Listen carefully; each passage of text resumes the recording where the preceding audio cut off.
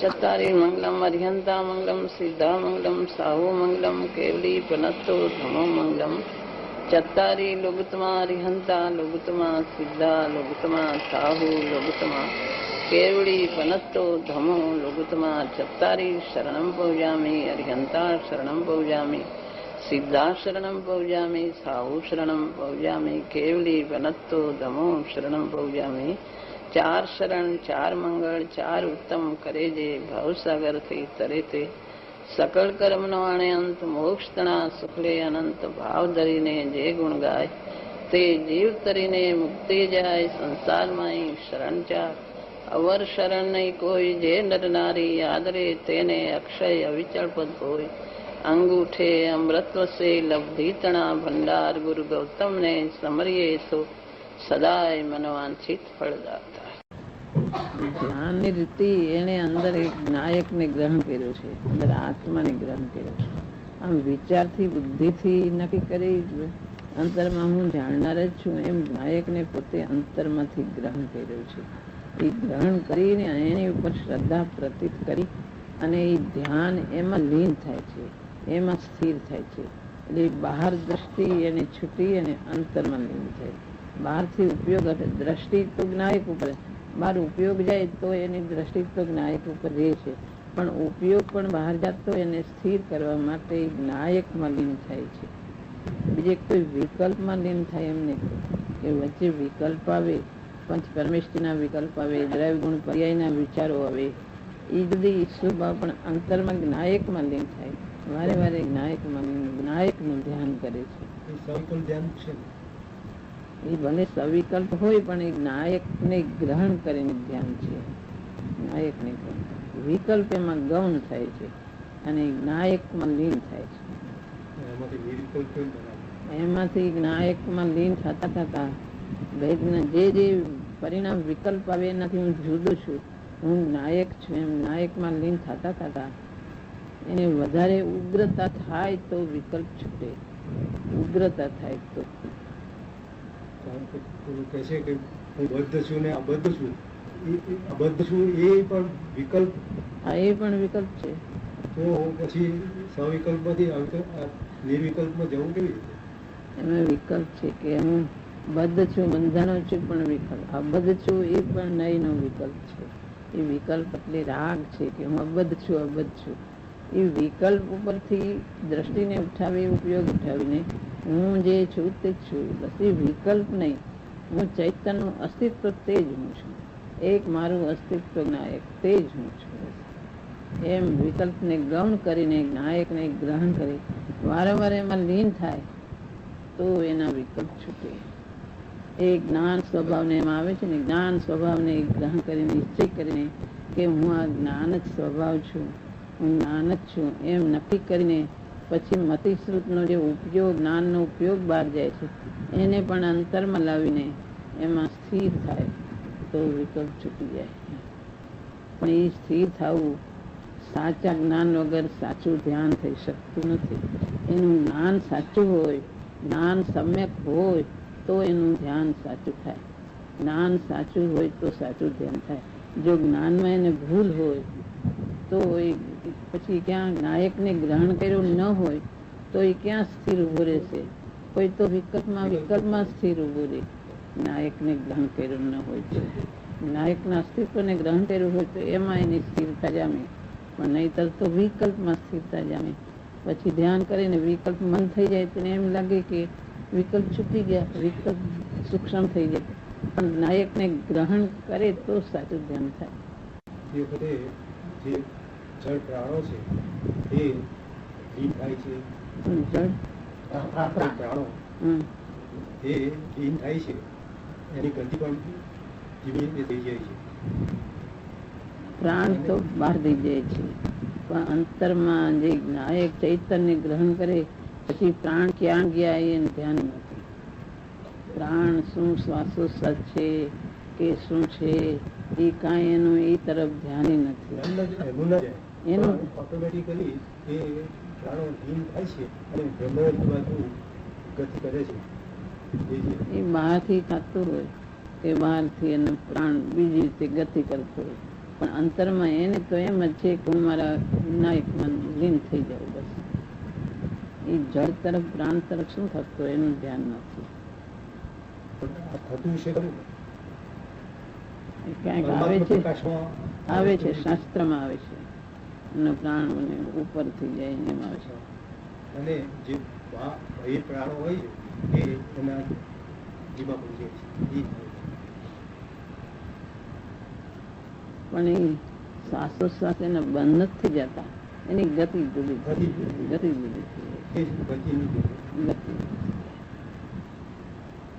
કારણ કે જળ પ્રાણોથી છૂટવા માટે આ બધું પ્રયત્ન છે.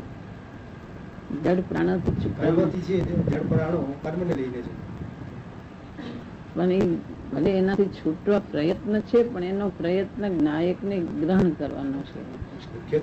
એ કારણ કે જળ પ્રાણોથી છૂટું કરે પણ અંતરમાં પોતાને ગ્રહણ કર્યું ન હોય તો ક્યાંથી? એવા ધ્યાન જીવ ઘણી વાર કરે છે.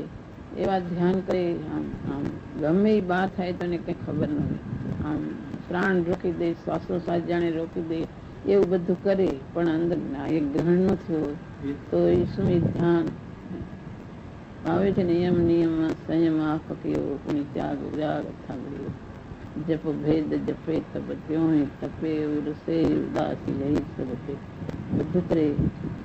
મૌન જો ધ્યાન કર્યા એવું સખત કરે, બહારથી બધું આમ થંભી જાય એવું કરે. અંદર નાયકને ગ્રહણ કર્યું ન હોય તો એમાં આવે છે કુછ ઓર રહા સાધન છે. એના સાધનમાં કંઈક જુદું જ છે. અંદર ચૈતન્ય ગ્રહણ ન કર્યો હોય તો એ બહારથી બધા ધ્યાનો તો કરે પણ અંતરમાં જો ગ્રહણ કરે તો થાય. એવા ધ્યાન જીવે ઘણી વાર કર્યા, ઉપવાસ કર્યા, ત્યાગ કર્યા, નિયમ કર્યા પણ ગુરુ બતાવે છે કે અંદર તું તારા આત્માને ગ્રહણ કરીને ધ્યાન કરે.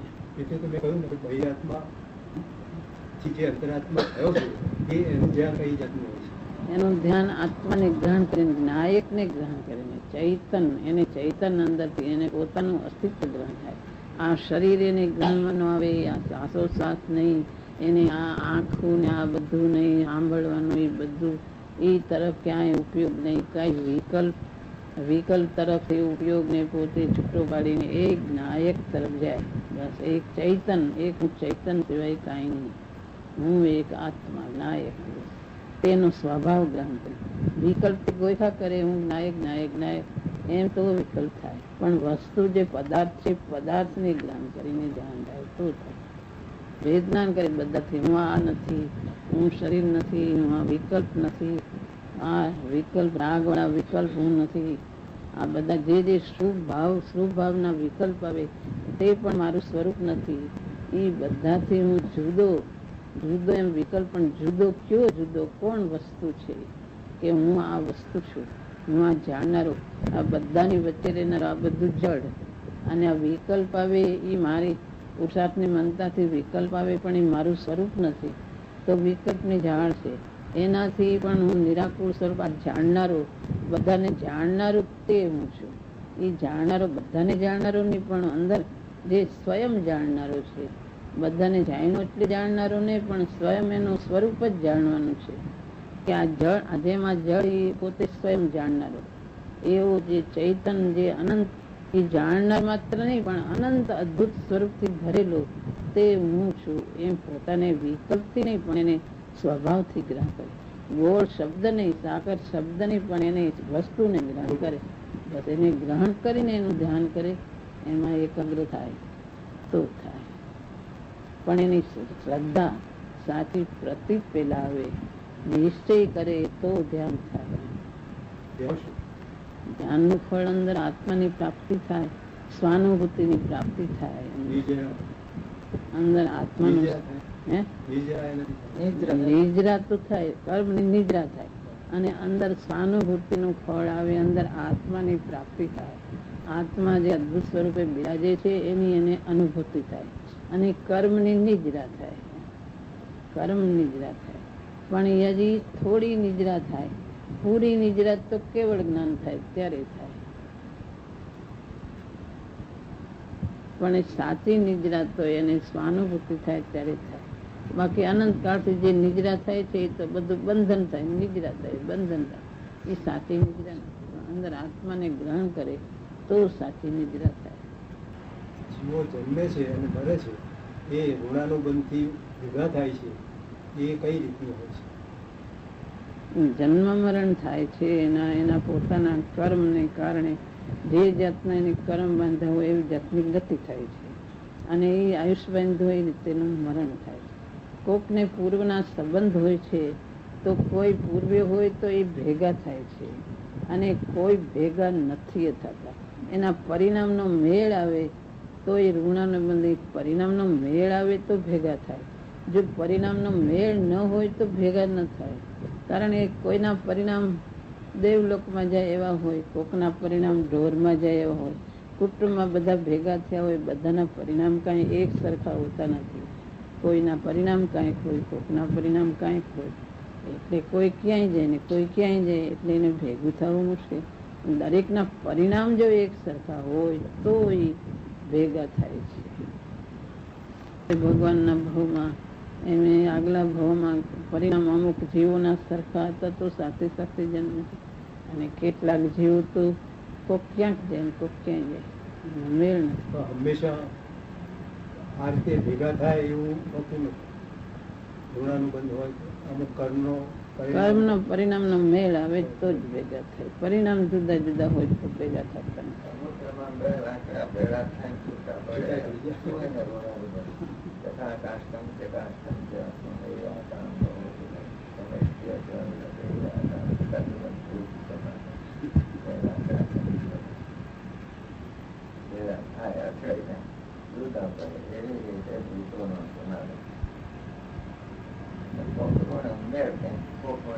કોકનો મેળ થઈ જાય તો થઈ જાય.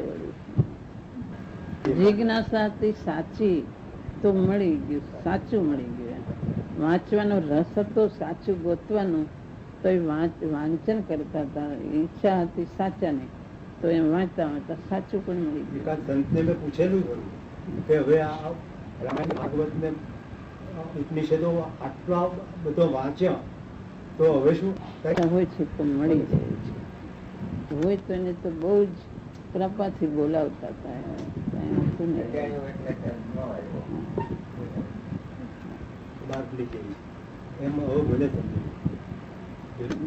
વસ્તુ તો છે અનેક વસ્તુઓ, પણ તારું વિકલ્પ છોડી દે તું તારામાં ઠરી જાય. વસ્તુ એક નથી, વસ્તુ જુદી જુદી છે, પણ તું તારા વિકલ્પ છૂટીને અંદર ઠરી જતો.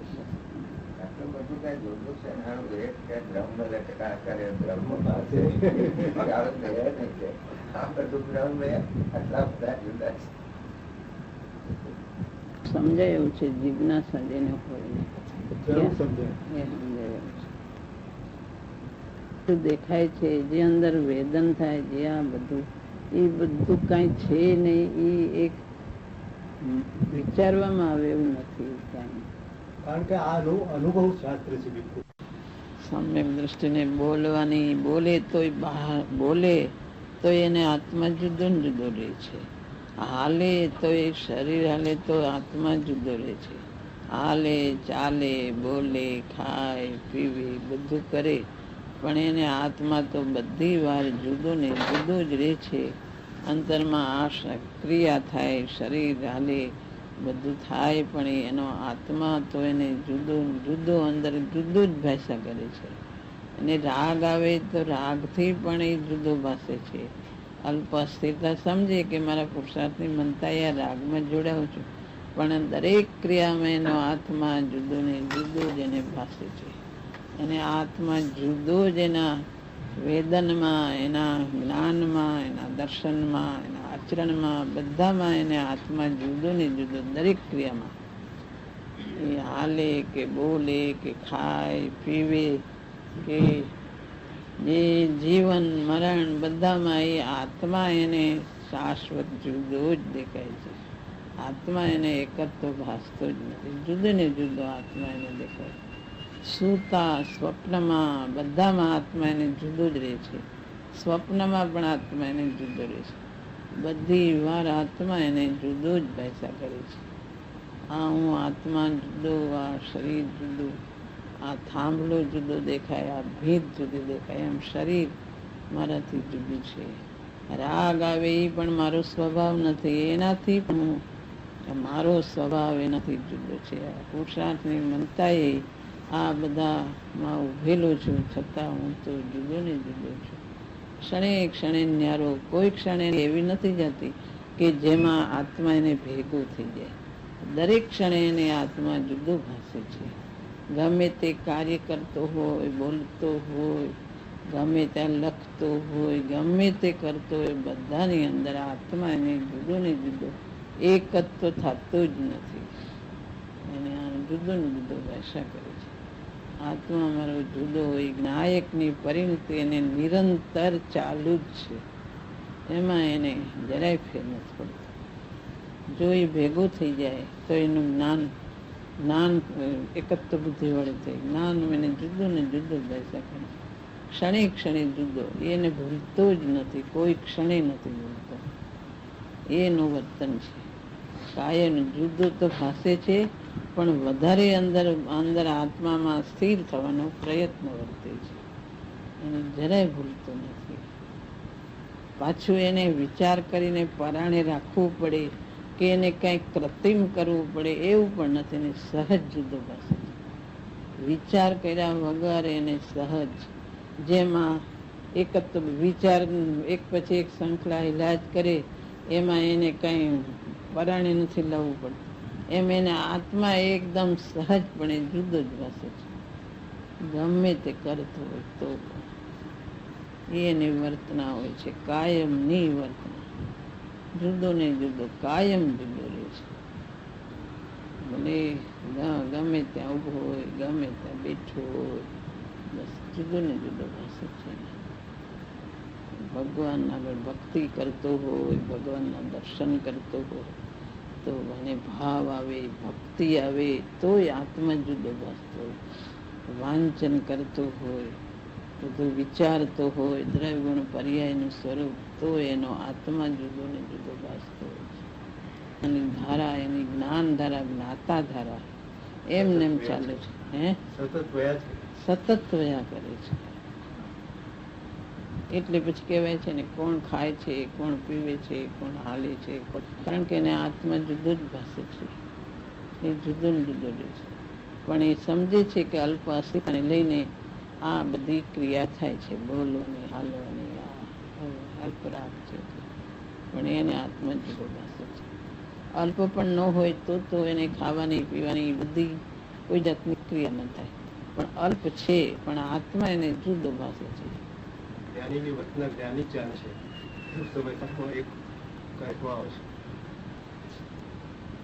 યથાર્થપણે જ્ઞાનીની વર્તના જ્ઞાની જ જાણે, કારણ કે જ્ઞાનીને એનો અનુભવ છે. માટે જ્ઞાનીની શું વર્તના પરિણતિ હોય જ્ઞાની જ જાણે છે. પણ મુમુક્ષુ પોતે વિચાર કરે તો વિચારથી એને અમુક પ્રકારે નક્કી થઈ શકે છે. બરાબર યથાર્થ તો જ્ઞાનીની વર્તના જ્ઞાની જ જાણે, પણ મુમુક્ષુ વિચાર કરે તો નક્કી કરી શકે છે.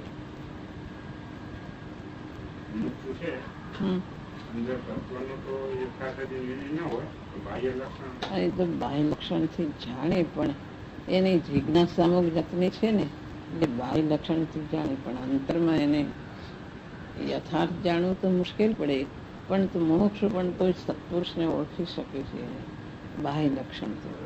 અંતરમાં એને શું ભેદજ્ઞાની પરિણતિ કેવી રીતે છે એ એને યથાર્થ પણ બરાબર નથી જાણતો, પણ એને અમુક અનુમાન દ્વારા જાણી શકે છે. ક્યાં કંઈક એની વાણી જુદી છે, એનું વર્તન જુદું છે, એના પરિચયથી, એની વાણીથી એને અમુક રીતે સમજી શકે છે. વાણી દ્વારા, એના પરિચય દ્વારા એનો આત્મા શું કામ કરે છે અમુક રીતે જાણે. નહીતર તો સત્પુરુષને ઓળખી કેમ શકાય?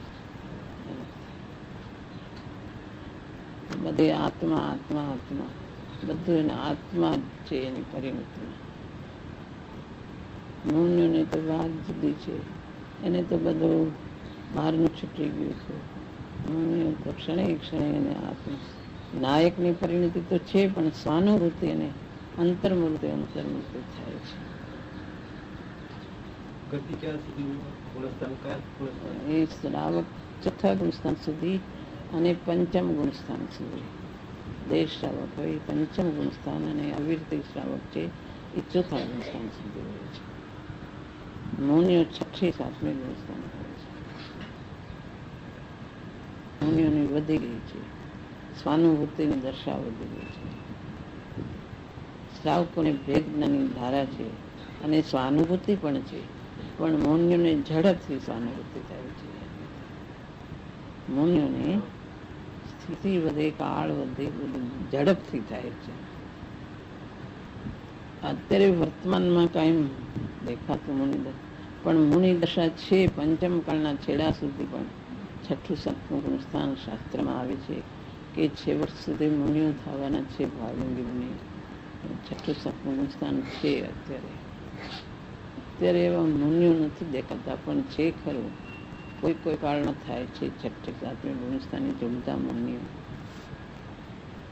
28 મૂળ ગુણ અંતરમાં આત્માની દશા પ્રગટ થઈ હોય. 28 મૂળ ગુણ બહારથી હોય કોકને, અંતરની દશા સાથે હોય ભાવલિંગી મુનિ. તો બહારના મૂળ બહારના ન દેખાતા હોય અને અંતરની સ્થિતિ એની ઊંચી હોય તો અંતરનું જેને હોય ને બહારનું હોય એવો સંબંધ છે. હોય છે, એ નિમિત્તતા આવે છે. એવું આવે જ અંતરની દશા હોય ને બહાર હોય, બહાર હોય ને અંદર હોય કે ન હોય, અંતર હોય ને બહાર હોય આવી જ એવો સંબંધ છે. બહારથી કોઈ વેશ લઈ લીધો હોય, બહારથી કોઈ પ્રતિજ્ઞા બહારથી લઈ લીધું, પણ અંતરમાં જે ભાવ ઉપવાસના પછાણ લીધા, પણ અંદર જે ઉપવાસ થવો જોઈએ અંતર આત્માને હોય કંઈક થયો ન હોય, બહારથી લઈ પણ જેને અંદર હોય ને બહાર હોય એવો સંબંધ છે. એ દેશકાળને લઈને કેટલીક વસ્તુઓ ન બની શકે, મોઢુંમાં ન બની શકે. એ દેશકાળને લઈને તત્વમાં ફેર ન પડી રહે. તત્વમાં તો ન પડે, અંદર તો એની વર્તના તો બરાબર છે.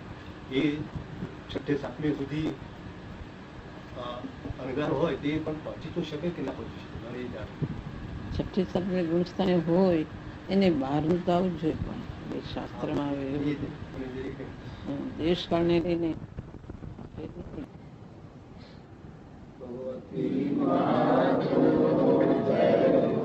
માતાજીની અમૃત